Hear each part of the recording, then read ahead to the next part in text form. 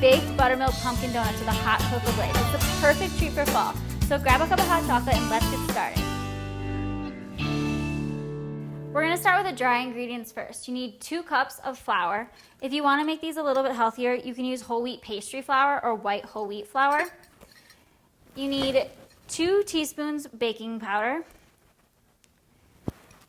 3/4 a cup brown sugar. Kinda wanna break it up if it's clumpy there. 1 teaspoon salt, and about a 1/2 teaspoon of cinnamon, ginger, and nutmeg.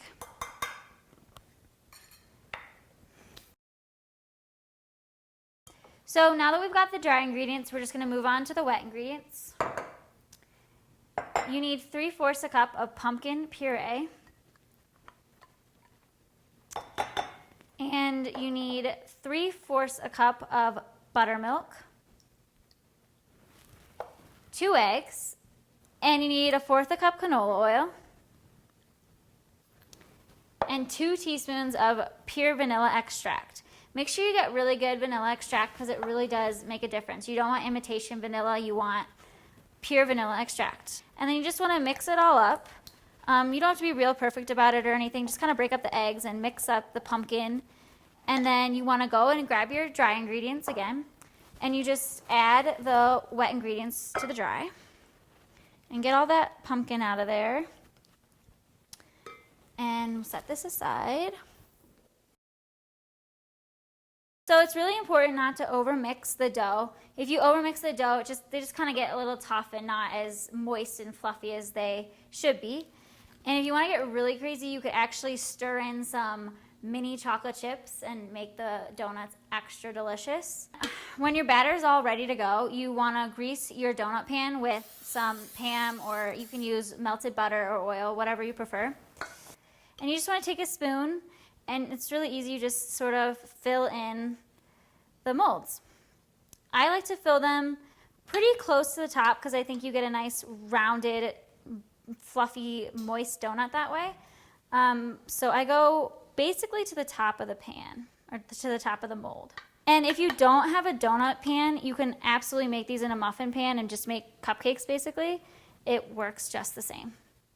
And what I love about these donuts is that they're a sweet treat, but they're not overly sweet, so they're perfect for like a healthy snack or to bring to a kid's school Halloween party or anything like that. And they're orange and black, so they're really fun for the whole month of October and really just fall in general.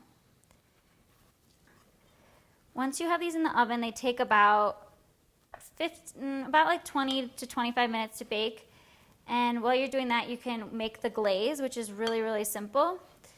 And I say that you should cool them before you eat them, but honestly, they're best right out of the oven, hot, and with a really cold glass of milk. It's my favorite thing ever. Okay, so now we're just gonna go and pop these in the oven.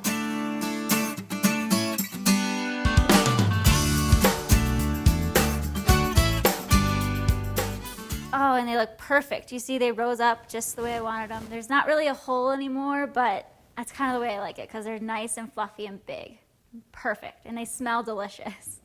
So to remove the donuts from the pan, you just want to grab a knife and just kind of run the knife along or around the donuts.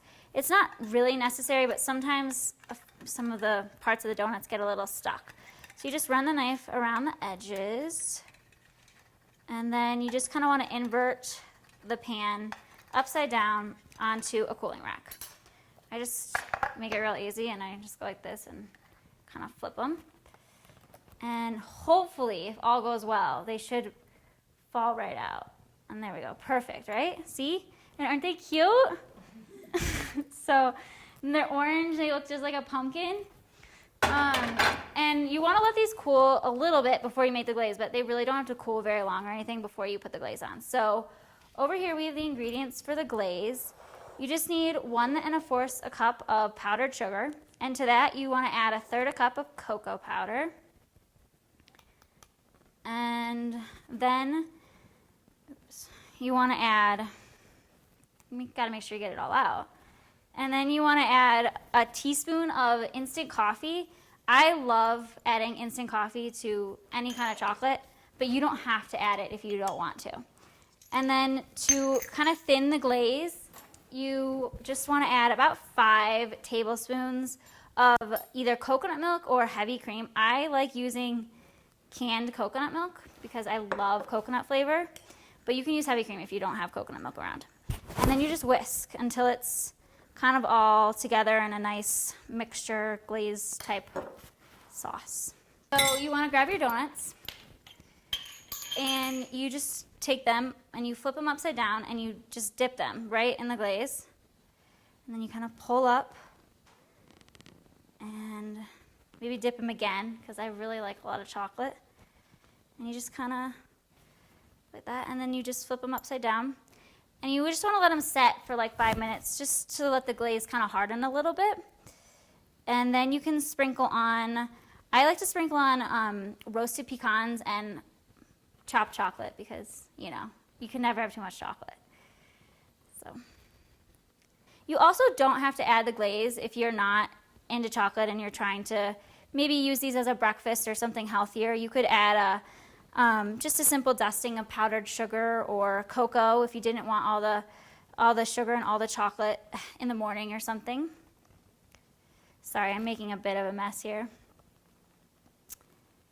And then once you have all the donuts glazed, like I said, normally I like to let them set for a few minutes or so, but no big deal because they're warm and all that. So you just take some pecans and you kind of decorate them.